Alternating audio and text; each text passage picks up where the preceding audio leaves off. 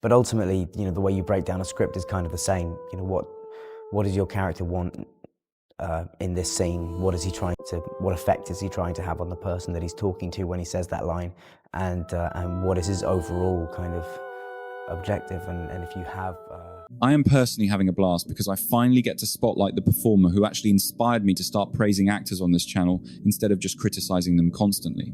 Daniel Radcliffe's entire path has been defined by a constant refusal to meet expectations after spending 10 years as Harry Potter, a part so massive it could have easily defined his whole life. Considering the massive success of those movies, he honestly never had to step in front of a camera or deal with the public ever again. Instead, he made the deliberate choice to keep pushing, working to systematically erase any chance of being labelled as just one thing, which is impressive beyond just his variety. He approaches every project with a deep level of sincerity, using each new genre not as a distraction, but as a way to really dig into the human mind. He has played everything from a grieving man in a haunted mansion to a young poet finding his identity, and even a guy who starts growing supernatural horns as a bizarre form of penance. He went from being a doctor's assistant to playing a talking dead body, then shifted to an undercover agent fighting radicals and a man starving in the jungle, plus that accordion player role. The one constant through these wild roles is his dedication to finding the emotional core of whoever he is playing, treating every project as a serious study of the script. That kind of constant hunger for more is what separates actual talent from just pretending to be different people. I figured the perfect way to spend National Gryffindor Day, which is a legitimate holiday by the way, is to look back at some of the incredible work he has done. So, grab that old sorting hat your parents bought you 15 years ago after that tantrum at the store, and let's get into where those magical roots actually started. Learn what? You're a wizard, Harry. I'm a what? A wizard. And a thumping good one, I'd wager, once you trade up a little. No, you've made a mistake. I mean, I can't be a wizard. I mean, I'm just Harry. The whole saga covers 8 films over 10 years, watching Harry grow from age 11 to 17 as he learns about his past, and prepares to fight a dark wizard named Voldemort. The first few chapters show him as a lonely kid, finally finding a place where he actually feels like he belongs. Then the middle films move into the messiness of being a teenager, dealing with romance, internal arguments, and the stress of being famous for something he never asked for. There is also the constant threat of a dark power rising again, eventually turning him into a soldier in a brutal conflict where he has to witness his friends falling. By the end, he has to face his own death to finally fulfill the prophecy and take down the Dark Lord once and for all. The story really follows a child losing his innocence, as he finds out the wizarding world is just as cruel and unfair as the regular one. By the time the last movie rolls around, he is a young man who has lost almost everyone, standing ready to save the world or die in the process. Radcliffe's performance is a perfect example of how to develop a character over a long period, especially since he stayed true to the books while still evolving. In those first movies, he plays the role with a sense of pure discovery, mostly reacting to the massive and strange things happening all around him. His acting is appropriately subtle, using his eyes to convey a sense of wonder through very quiet and grounded reactions. He understands that a kid seeing magic for the first time wouldn't be performing his surprise. They would just be living in that moment of disbelief. It is really impressive how he lets the character age throughout the decade, without ever losing the fundamental heart of who Harry is. By the third movie, Harry is starting to realize that his world isn't purely good, so he starts to add a darker tone to the performance as he becomes more cautious. The wonder is still there, but it is being weighed down by real-world knowledge, especially in the fourth film when he's forced into a dangerous game he never wanted to play. You can see his resentment through his body language, showing the pain of being blamed for things he didn't do while feeling completely isolated from his peers. In the fifth film, he is just filled with pure anger and frustration, lashing out at his mentors and friends because he feels like nobody is listening to him. That phrase Teenage Fury sounds like a pop rock band from 2004, but it perfectly captures a kid dealing with trauma while being lied to by society. When he finally loses his cool with Dumbledore, it shows a level of raw intensity that we haven't seen from him before as all that grief comes out.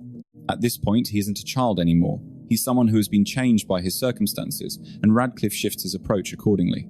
During the sixth film, he's dealing with messy relationships, while carrying the weight of knowing his mentor is slowly dying, showing a character facing his own helplessness. He is no longer just fighting monsters, he's dealing with the fact that people he loves will die no matter how hard he tries to protect them. The performance turns much more inward, showing a specific kind of quiet acceptance in the way he carries himself during those heavy scenes. The final 2 movies require him to play a man who has had almost every comfort and safety net stripped away from him. Starving and hollowed out by that dark relic, the boy wizard is slowly breaking. Radcliffe captures every painful detail of this collapse with incredible, haunting precision. You see it in his careful movements and his voice that sounds tired from lack of use, showing a person whose emotional tank is almost empty. When he finally walks toward his own death, there is a sense of peaceful acceptance that feels like the natural conclusion to everything he has been through. That is the moment where sacrifice becomes unavoidable, showing us a hero who is deeply flawed and often makes mistakes while carrying a heavy legacy. He perfectly captures the true cost of being thrown into a situation that no person should ever have to handle on their own. That final image of him as a grown man, which inspired thousands of fan theories, shows a survivor who is alive but permanently changed by his scars. That realistic look at survival shows that Radcliffe knew his job wasn't to make a hero, but to show how a real human being reacts when everything is taken away. It is a masterclass in staying with a character for 10 years without ever getting repetitive or letting the performance become a one-dimensional stereotype.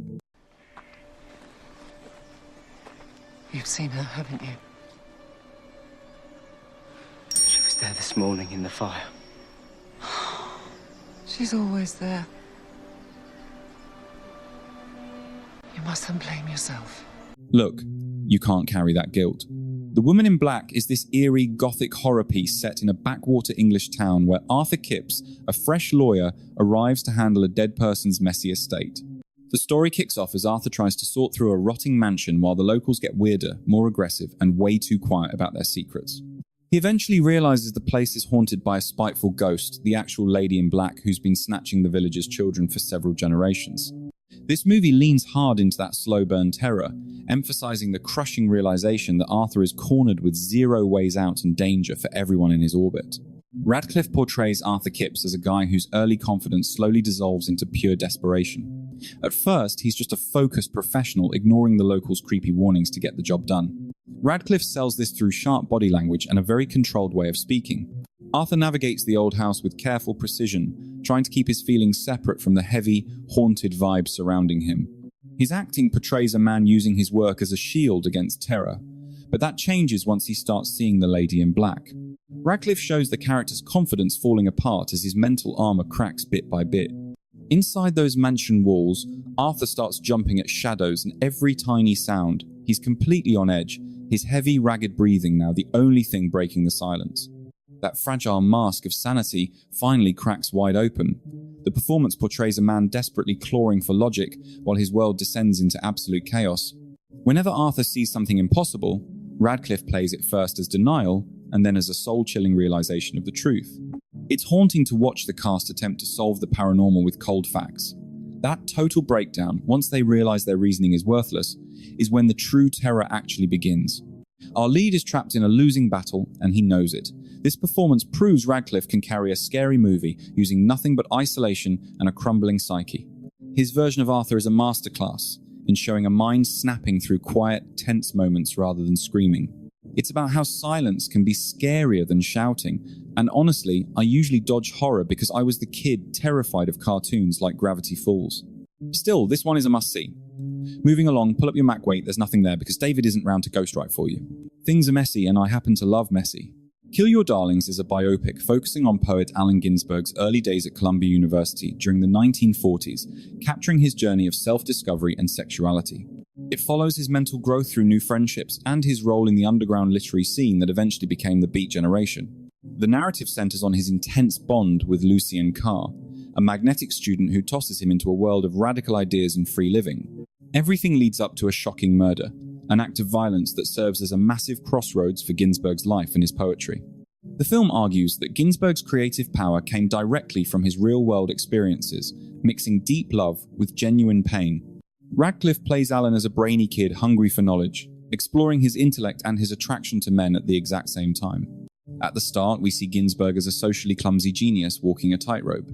He's sharp, yet forced to mask his true self in an era where being gay meant living in constant shadow and peril. Daniel Radcliffe channels this tension into a frantic, restless vibe.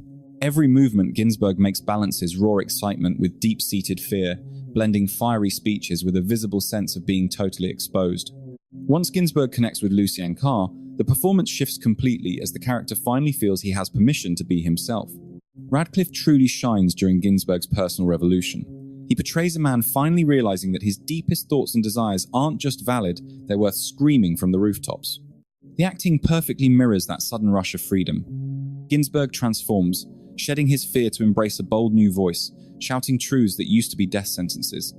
What really works is how Radcliffe makes the character's mental growth feel totally tied to his emotional heart. When Ginsberg finds new art or radical philosophies, Radcliffe doesn't treat it as just schoolwork. His portrayal hits with a raw, gut-level power that feels completely authentic. We see Ginsberg's inner fire ignite as he experiences a massive personal breakthrough on every possible level. When the story reaches its violent climax, Ginsberg has to face the reality of a man he adored but never truly knew. Daniel perfectly captures that painful shift from blind loyalty to total disillusionment. He nails the agony of watching a perfect fantasy crumble under the weight of the truth. This film confirms he can anchor a biographical drama by finding the human heart inside historical facts. What? So that's it? There's nothing you can do for me? I've got a rope in that shed over there. I could take you out to that tree where Marin died, and I could string you up. After a night of heavy drinking and some questionable choices, Ig wakes up to find actual horns poking out of his forehead. As the story goes on, he realizes these horns force people to spit out their darkest, nastiest secrets and desires. Ig's world descends into a dark crusade for blood, tapping into eerie abilities to track a murderer even as those horns start rotting his soul. The narrative revolves around a lethal internal war, where his burning hunger for retribution clashes with the chilling truth of his monstrous descent. When the credits roll, Ig has to decide if vengeance is worth his soul. Radcliffe portrays Ignatius as a man broken by tragedy and legal failures. Early on, we see Ig absolutely crushed by Marin's passing and livid that the world thinks he did it, showing his pain through silence and rage. He's desperate and cornered by public hate, playing the part of someone whose life is ruined with no way to clear his name or run away. When those horns finally appear, the character feels a dark kind of rush because he finally has the leverage to change the game. He can finally force people to be honest and make the entire world face the ugly truth of his situation. He dives into this first act with a dark joy, clearly hooked on his newfound power to squeeze the truth out of people. It's a perfect look at how addictive authority feels, and how tempting it is to make others bend to your will. You can see the character warping from the inside out, which he shows through slight tweaks in how he carries himself and speaks. Ig starts losing our pity, leaning into his darker side and getting way too comfortable hurting people he thinks deserve it. The acting shows someone realizing they are rotting inside, but either cannot or won't put on the brakes. What really works is how he keeps the character's true intentions totally blurry the whole time. Is he hunting for justice, or is he just thirsty for payback? Does he want to help people, or just prove he is the one in charge? It is probably a bit of everything, though Radcliffe never gives us a straight answer. Ig is basically flying blind, driven by a mix of righteous anger and some nasty urges he won't admit to. Look, if my folks named me Ignatius, I would probably end up a villain too. This movie really highlights his acting chops, since he has to be both the guy you root for and the guy you fear. The film forces the actor to make us sympathize with a guy whose internal compass is spinning wildly out of control. Flew to Dublin to break up me and Ben. Right? How long have you felt this way? What If is a rom-com starring Wallace, a lonely med school dropout who hits it off with a girl named Chantry at a party, even though she is already taken. Even with her boyfriend in the picture, they click instantly and start hanging out all the time. The whole story circles around that big question mentioned in the title. Honestly, I am not even sure which F word they are hinting at. Is it really possible for two people to just be buddies when they are crushing hard on each other? Can you stay close to someone without crossing the line? The movie tracks their friendship getting deeper while they both act like that romantic spark isn't there, leading to all sorts of drama. Between Chantry's relationship falling apart and Wallace trying to date others, they are constantly moving the goalposts until they finally have to face facts. Daniel plays Wallace like a guy who has just checked out from reality after a brutal breakup. At first, Wallace is super jaded and keeps his guard up, using that classic dry millennial wit as a shield. He cracks jokes just to keep anyone from getting too close to his actual feelings.